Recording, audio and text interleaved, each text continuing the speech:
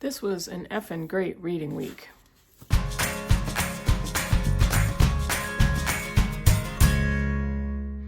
Hey Booktube, it's Kim at Middle of the Bookmarch, and this is my Bookish week for Sunday, September 7th. I don't know why, but I almost said March. I don't know where I'm at. I'm 6 months late. But yeah, so I had a really good reading week. I read some great books. I finished 3 books. I finished my read-along really quickly, and I'll tell you about that. And for the past few days, I've been book thrifting, and I have scored several times, and I'm going to be having a book haul video during the week, so you'll see those. I can't wait because I've got some great stuff, and they were all super cheap, thrifted books, different places, online, used bookstores, charity stores, everything. Loved it. Had a great time. Let me tell you about the books that I have on my lap that I finished and I'm currently reading, and so on and so on. The first one I finished is Wayward by Amelia Hart. This is a witchy, natural world, animalistic, kind of magical realism book wrapped up into 3 different timelines. There's a timeline in the 1600s, in the 1940s, and the 2000s. And we're following 3 different characters. Alpha is in 1619, and she is on trial as a witch for the murder of a local farmer. Violet is our 1942 character, World War II, and she is trapped by her father or isolated by her father on this English country estate that she's never left. And in 2019, Kate has fled London for a deceased aunt's ramshackle cottage that she inherited from this aunt. And the three stories connect. Wayward is a name, and it's basically the history of all of these characters, excuse me, and how does this name tie into all of them, and where's the connections, what type of family, where they all come from. I loved it. It was so good. Every character has some sort of connection to the natural world, whether it's animals or the environment or some sort of sway. And that was really interesting, hence the crow and all of the animals and plants all over the cover. I said this before, the crow is important, and I love when a cover of a book has a picture of something that means something that's important to the story. This one does and is. But I just loved it because it was easy to go back and forth between the 3 women and their stories. The writing was very smooth and lush and descriptive. This, I believe, is her debut novel. It is a debut novel. And I think I mentioned that when I was talking about it last week. But it is really, really good for a debut novel. And I think she's got another one coming out soon. But I really loved this. This was so fun to read. There are some triggering elements as far as domestic violence in this book and violence towards women. Beyond that, the story is wonderful. The characters, very original. I think there's a lot here that talks about women's strength and the things that women endure and coming out stronger after it. And I absolutely loved the discussion about animals and the animal world and just the love and the devotion that each of these characters have to them. So I really loved that part of the story, and I really recommend that book. If you like kind of the witchy magical realism, fantastical type of a novel, I think that'd be a great book for you. The other one, the next one I finished was on audio. I finished a book called Strong Female Character by Fern Brady. She is a Scottish comedian who also has Asperger's or autism.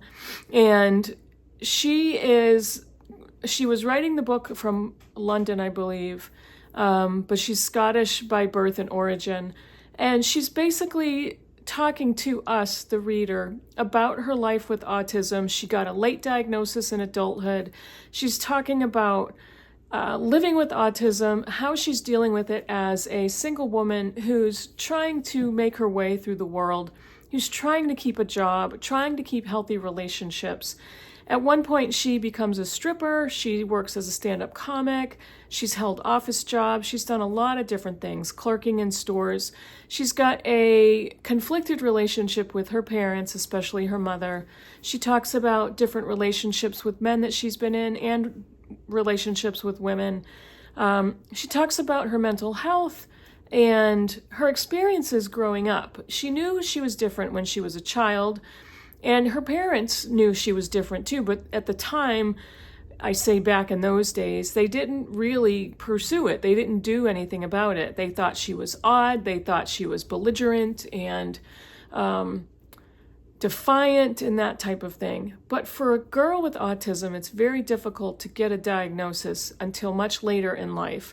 The stereotype of autism is a young boy with autism or even ADHD is boys get diagnosed far more often and quicker than girls do. And she has a lot to say about that. I thought it was an excellent book. She narrates it, and I loved listening to her because she has that wonderful Scottish accent, and she was or is a comic, so she's reading it as if she's speaking it, and it was so fun to listen to. She's hilarious, and she's down to earth and honest, and I really loved her memoir. Highly recommended on audio, especially if you're into the topic of learning more about adults with autism and everything she was talking about. It's like, wow, that is so true, or that makes so much sense. And there were times she was very matter of fact about it, and other times that she was wondering about things out loud to herself. So I thought it was a great book, really enjoyed it, loved listening to it. So again, a highly recommended book. The third book I finished was a read-along with MJ from Reading This Life, and she had a read-along of A Court of Thorns and Roses by Sarah J. Maas. This is for reading a book that was banned in schools by the state of Utah, and doing it simply to be rebellious and find out what's all the fuss about, and why is this book banned. And I finished it pretty quickly, and a few of our other group readers did also finish it, and we all said the exact same thing.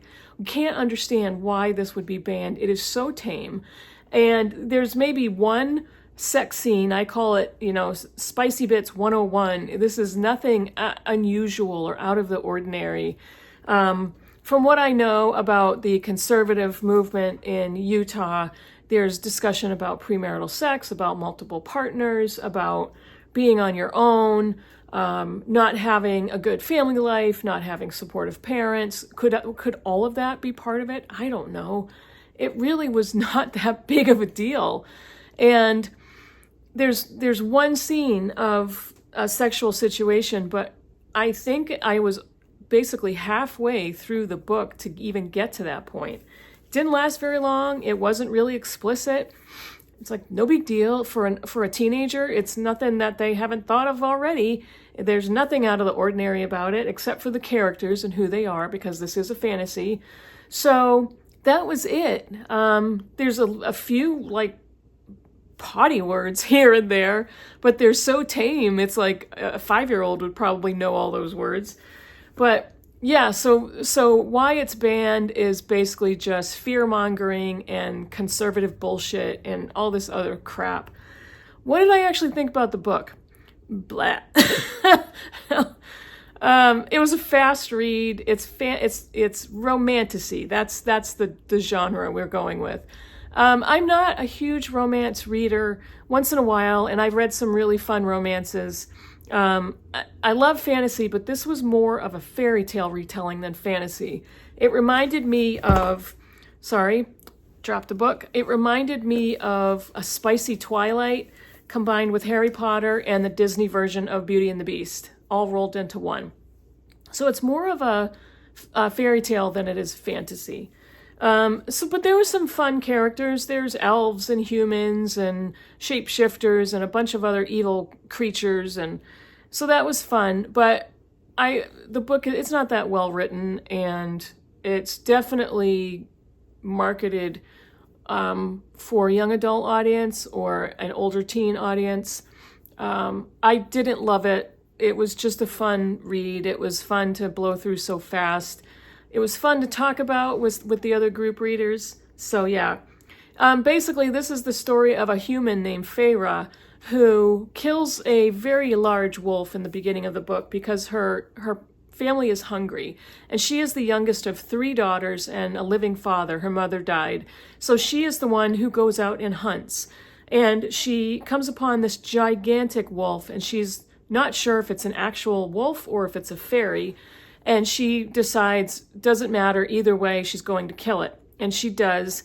And come to find out, the wolf was a fairy, and a human killing a fairy is kind of a death sentence. So we read her story, why she's out there hunting, why she's all alone, why she's so good at it. And she has to pay the price for shooting this gigantic fairy wolf in the heart and killing it. So she is cursed to be taken from her home into this fairy world, where she meets the High Lord Fairy Tamlin. So, and plot ensues from there. It is a romantasy, so not really a big surprise. But yeah, so it was a fun read. It was interesting characters. There's gaps all over the place in the story. There was too many things that were a little too convenient. And the writing was not the best, but hey, I read it. I liked doing it with the group. It was fun. It kind of moved me through the story pretty quickly, and that is my take on that. And as I dropped this book, I lost my bookmark. Now I don't know where I'm at. I'll have to find it. Let's see. No, that's not it either. That's not it either. Oh, I don't know. I'll find my place. I think I found the right one. What I am currently reading. This is, I consider, a shorty, but shorty, and I just watched Heidi's vlog video, and she said the same thing. For me, a shorty is about 250 pages or less. I definitely have read 200 pages or less. So anything below 250 for me is a little short. I probably wouldn't read a 250-page book in one day, but I would definitely be able to do it over 2. And this is 240-something pages. It's The Queen of Dirt Island by Donald Ryan. This is I haven't gotten very far, the Aylward women of Nina Tipperary. I don't know if that's the right way to pronounce it. Are mad about each other, but you wouldn't always think it. You'd have to know them to know that, in spite of what the neighbors might say about raised voices and dramatic scenes, their house is a place of peace, filled with love, a refuge from the sadness and cruelty of the world. So far, so good. I'm 26 pages into it. This is one of those books with tiny chapters. The chapters are super short, 1 to 2 pages, maybe 3, 2.5. So it's super fast to read. It's kind of days in the life of these characters and these women, this family. Extremely good writing. So I'm really loving the writing, really loving these characters so far, which is a great sign because I'm not very far into the book. That's the only book so far. Wait, actually, yeah, that's the only book so far that I'm reading, but I will be reading more books for Shorty September, and I'm sure I'm going to pick up more than just shorties here and there. But I'm going to be starting a buddy read with Britta. We're going to start reading Willa Cather's Death Comes for the Archbishop, which for me will be a reread, but she and I are reading Irish Women through, I don't know how long we've been doing that project, which we still want to get onto. But this was a book that I sent Britta for her birthday because I wanted to read it with her. I wanted to reread it with her. And I told her, you can't start reading it without me. So we're going to be reading this for Shorty September. This one is 208 pages, so definitely qualifies in my book. So we're going to be, by the time you're watching the video, we will have started that buddy read. That is it for what I finished, what I'm currently reading, what I'm going to read. I'll probably read an audiobook in there somewhere. And hopefully this week I can read quite a few books because I love taking advantage of Shorty September, which is created and hosted by Bert and Sian at Past Storytime and Heather from Too Many Heathers. So I will link their channels down below. And that's it for me for this week. Stay tuned during the my midweek video for my massive thrifted book haul. Can't wait. I love doing book hauls. I just do. Some people don't. Some people don't even like watching them. I do. It's one of my favorites to do. So keep an eye out for that. It should be on Wednesday early evening that I'll post it. Let me know in the comments below what you think about any of the books I showed you, and I will see you all in the next video. Bye, everybody.